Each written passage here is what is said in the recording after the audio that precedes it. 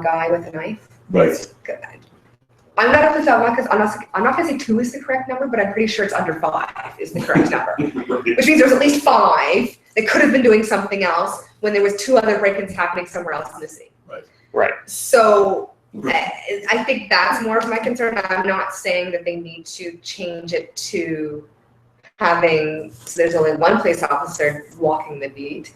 I think you may have it over-policed though. Okay. On any given response. Yeah, like and I kind of understand like for police officers, it's not particularly exciting to patrol Waterdown on a regular basis. It might be more exciting in that sense to patrol downtown, but your job is to serve and protect all of us, regardless of how exciting or not exciting the job might be. I can't see Waterdown being a hub of crime. For me, my favorite thing would be in the world is to have a bored police officer.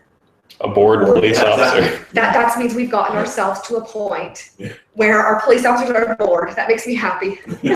So, no, because then you'll lose them. So you'll lose your quality officers. I get somewhere where they're. No. If Ontario was just boring. That's the way to go. Then And so I can understand that issue. And I think one of the things I think Robin's going after is the increasing budget. So I was talking to someone who used to work as a first responder. And so the Toronto Police Service used to have a problem that they would lose their officers around the 8-year mark, 7 or 8 year mark. They would do 7 or 8 years downtown, and then they would go out to a small town and might be a little bored, which is great, but it means their life is slower, not as dangerous, not as much stress, have their family, whatever reason it is. So the Toronto Police Service, what they did is to start to give massive salary increases when you made it past 5, 7, and 10 to try and keep you there. But the problem is because the policing union is provincial, when Toronto does that, they all fought with all of the other regions to force them to give them the same things because like we're doing the same job. And it's like, well, statistically, you're not actually. Right. If you're in a smaller center, you're not. Which is why you're moving to the smaller center because you know full well it's safer. That's right. But it's also, they did it as an incentive to try and keep their officers. And when we match what they're doing, it's made it completely pointless. So now we're just paying a whole bunch of people more not for no reason because they do very hard jobs. And I don't believe the vast majority of them are overpaid. Right. I think they should be compensated for what they do because on any given day they could die. And their families would be devastated and wouldn't have a family member anymore to help them support them. So that I'm not saying that they're overpaid for what they do. What I'm saying is sometimes very logical decisions create very logical consequences. Yeah. Okay. Yeah, definitely. So maybe the idea then should be a different kind of incentive, because I can see both sides of that argument. The other side is, it doesn't matter if I'm doing a shooting in Hamilton or I'm doing a shooting in Toronto. My skills have to be just the same. So that's true. Your skill level has to be the same. I should be paid for the equal job regardless, right?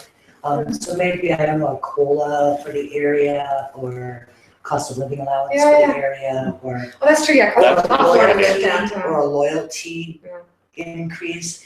And another way to kind of address that with is that's majority of any kind of city public service is the budget for human resources.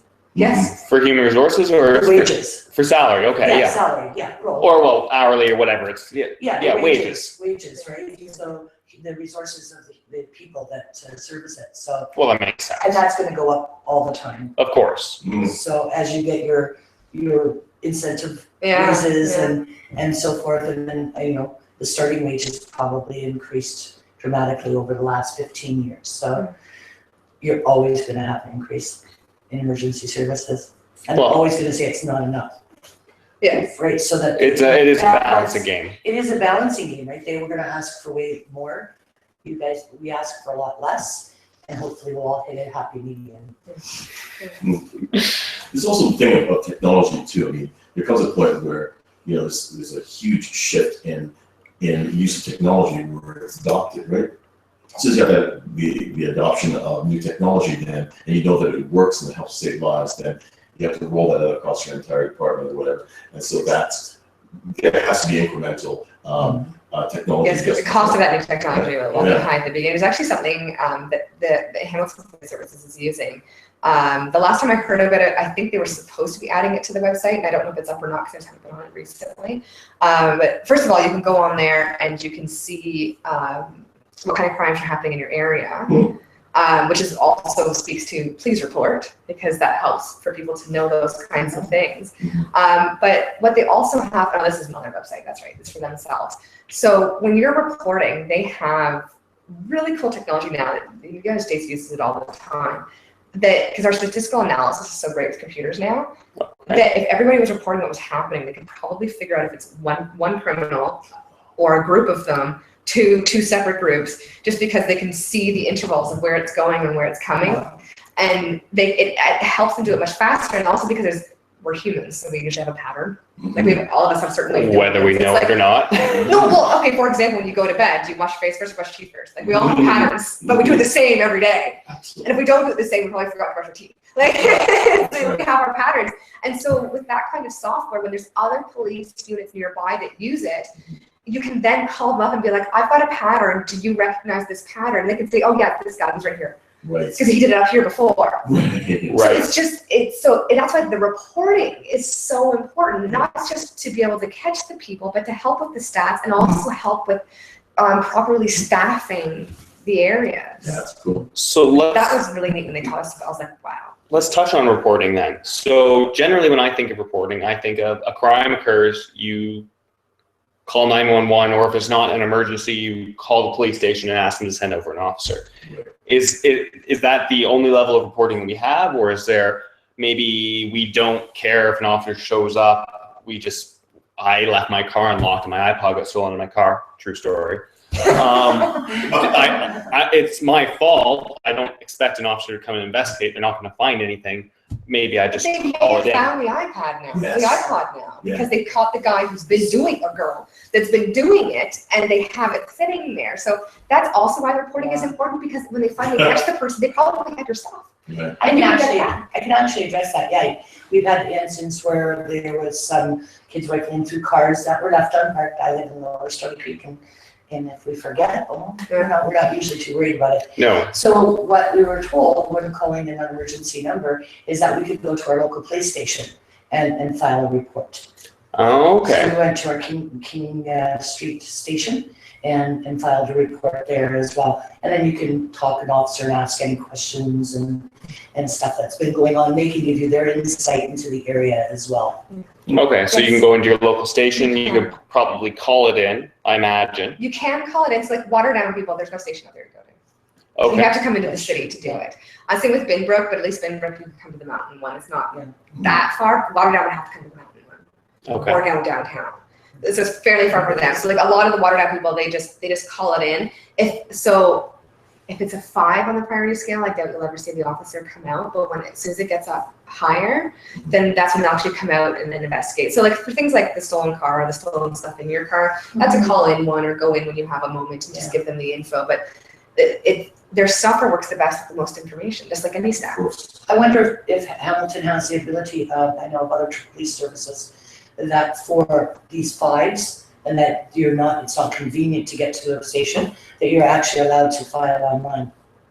Oh, Hamilton doesn't have that. That'd be super cool. That would be a very good idea. Maybe that's something we can implement Actually, fairly that's- easily. If they want to give better service to the outer lying areas, that is exactly what they should do. That's Have a print. Online submit, we'll just have an online submit form. Yeah. That would be fantastic. Because even phoning, I've heard of a lot of feedback that you don't get a person, you get a voicemail, and it takes forever. Oh, With an online form, they can you ask do you. it, you do it when you have a moment. Mhm. And they have your contact information. They can do the email follow-up or the phone follow-up, and which is a lot better because like people like something just traumatic happened, something was stolen, or worse, and then you can't even get a hold of a person. But if you can just, when you calm down, be able to just write it all out when it's fresh in your mind.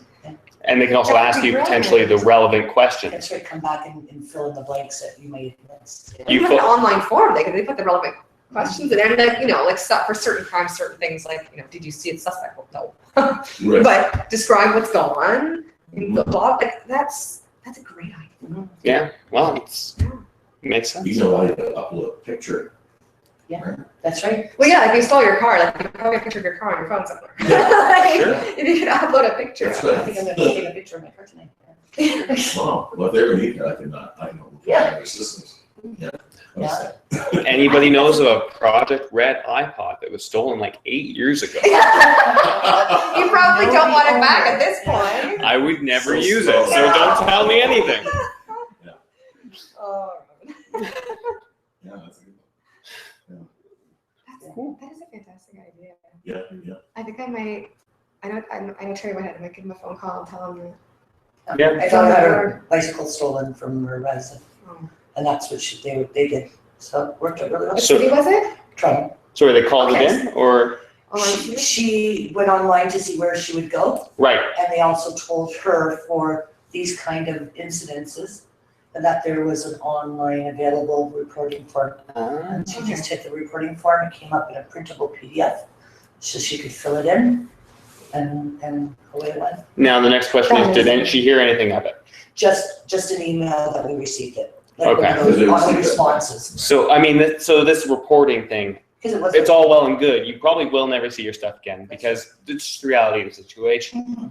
So people need to be, I guess, high-minded enough to try and prevent crime in their community and report it specifically for these statistics purposes. This is actually what Yes. people have to realize. They're not necessarily going to get a result out of it that they A can see. personal resort, yeah. They may never get their stuff back, but it may result in your neighbor getting their stuff back because it's the same person who did it, but they did it 3 weeks later at your neighbor's house and they caught him the next day and they still have the stuff. Right. Like Yeah. it helps for figuring out the police when they're going to do their rounds and stuff. Like if they get reports that stuff gets stolen every night at midnight, then they know to start driving through the city at midnight to find the person. Like it's just it makes sense. But I thought that's excellent and excellent that so Toronto has it. So you just have to buy whatever they do. Just take That's a that. plugin. It's easy enough to write it. It's easy enough to write it yourself and add it to the Yeah. add it to the website. You I don't think need that'd to be buy it from fantastic. I anyone. think that'd be something that make Waterdown really happy, actually, just from talking to the residents there that seem to feel like they're underserviced. If they have a way to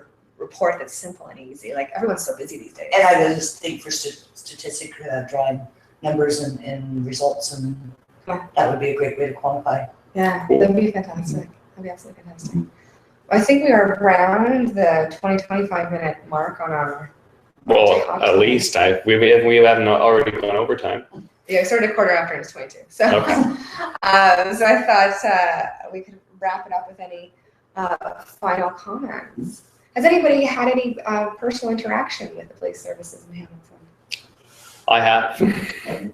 Yeah, no, Without admitting any liability. well, when I was living at my parents' house, we had the house broken into, and we called them up, and they were there relatively quickly. They did fingerprinting all around the house. They kept in close contact with us afterwards, and really, it worked out great. I got my laptop back, believe it or not, but also that's because I told them the name and address of the person who had it because I had the tracking on my laptop on. Wonderful. And I called them up and I said, hey, this is where it is and this is the name of the person that has it. And they went and they picked them up that day and they gave me my laptop 2 days later. So I got that back. We never got any of our other stuff back, unfortunately, but the officers there were very professional, very helpful. And I mean, I have absolutely no complaints. Mhm. And then reporting, my girlfriend's got rear-ended in her car the other day, and we went into one of the downtown stations, and they were very helpful, quick paperwork and everything, and off she went. So that's it. Only positive interaction so far. Fantastic. Yeah, same here. But Excellent. I live in the suburbs, and my attitude is if I don't see them, then there's nothing bad going on. You're right. I kind of like not seeing them too, right? That's true. If I all of a sudden saw a cruiser going past once a day, I'd be like, Main streets is one thing, but I don't want to see any in my neighborhood, yeah. because that means something's going on, right? Potentially, yeah. Potentially. Unless you got used to it and they were just patrolling Yeah, normally. just for sure. Yeah. Maybe you wouldn't think anything of it after a little while. Yeah. Excellent. No. It's luck. At night, midnight, you hear the sirens every now and then, and you think, what's going on? But no direct interaction. No direct interaction, no. Excellent. Well, thank you everyone for joining us today. I think it was a great discussion. Thank you. We're probably going to take a hiatus for this summer. We'll be back in September, but just stay tuned to our website or Facebook, and we'll obviously let you know when we're going to do the next one. And if you have any ideas, please let us know. Thank you. Thanks.